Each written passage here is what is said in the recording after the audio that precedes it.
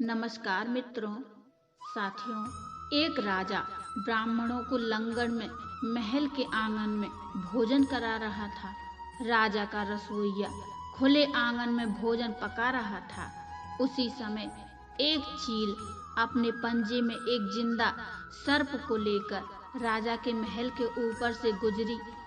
पंजों में दबे सांप ने अपनी आत्मरक्षा में चील से बचने के लिए अपने फन से जहर निकाला। रसोइया जो लंगर ब्राह्मणों के लिए पका रहा था, उस लंगर में सांप के मुख से निकाली जहर की कुछ बूंदें खाने में गिर गईं। किसी को कुछ पता नहीं चला। अब फलस्वरूप वह ब्राह्मण जो भोजन करने आए थे, उन सब की जहरीला खाना खाते ही मौत हो गई। अब जब राजा को सारे ब्राह्मणों की मृत्यु का पता लगा, तो ब्रह्म हत्या होने से उसे बहुत दुख हुआ। ऐसे में अब ऊपर बैठे यमराज के लिए भी ये फैसला लेना मुश्किल हो गया।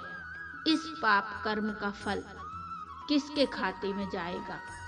राजा, जिसको पता ही नहीं था कि खाना जहरीला हो गया है, और दूसरा रसोइया, जिसको पता नहीं था कि खाना बनाते समय वह जहरीला हो गया है। तीसरा वह चील जो जहरीला सांप लिए राजा के ऊपर से गुजरी। और चौथा वह सांप जिसने अपनी आत्मरक्षा में जहर निकाला था। बहुत दिनों तक यह मामला यमराज की फाइल में अटका रहा।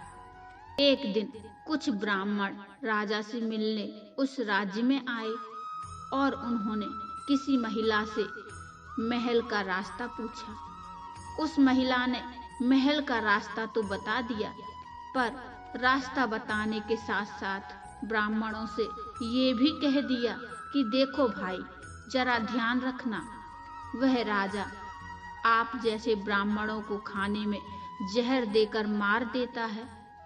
जैसे ही उस महिला ने ये शब्द कहे, उसी समय यमराज ने फैसला ले लिया कि उन मृत ब्राह्मणों की मृत्यु के पाप का फल इस महिला के खाते में जाएगा और इसे उस पाप का फल भुगतना होगा। यमराज के दूतों ने कहा, हे प्रभु, ऐसा क्यों? जबकि उन मृत ब्राह्मणों की हत्या में उस महिला का कोई भी हाथ नहीं है, उस महिला की कोई भूमिका नहीं थी।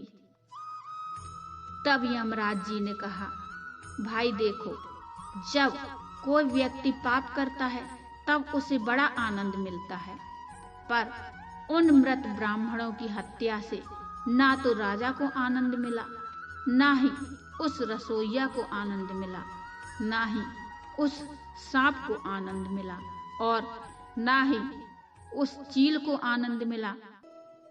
पर उस पाप कर्म की घटना को बुराई करने के भाव से बखान करके उस महिला को जरूर आनंद मिला। इसलिए राजा के उस अनजाने पाप कर्म का फल अब इस महिला के खाते में जाएगा। बस इसी घटना के तहत आज तक जब भी कोई व्यक्ति जब किसी दूसरे के पाप कर्म का बुरे भाव से बखान करता है, तब उस व्यक्ति के पापों का हिस्सा उस बुराई करने वाले के खाते में भी डाल दिया जाता है। मित्रों, अक्सर हम जीवन में सोचते हैं कि हमने जीवन में ऐसा कोई पाप नहीं किया, फिर भी हमारे जीवन में इतना कष्ट क्यों आता है? ये कष्ट और कहीं से नहीं, बल्कि लोगों की बुराई करने के कारण उनके पाप कर्म से आया होता है, जो बुराई करते ही हमारे खाते में ट्रांसफर हो जाता है। तो मित्रों, इस कहानी को सुनने के बाद हमें यही सोचना चाहिए कि हमें किसी की बुराई नहीं करनी चाहिए। साथियों, ये कहानी आपको कैसी लगी, ये मुझे कमेंट में बताइए, और कहानी यदि अच्छी लगी हो तो लाइक कर दीजिए और चैनल को भी सब्सक्राइब कर लीजिए। मिलते हैं फिर एक और नई कहानी के साथ। तब तक के लिए नमस्कार।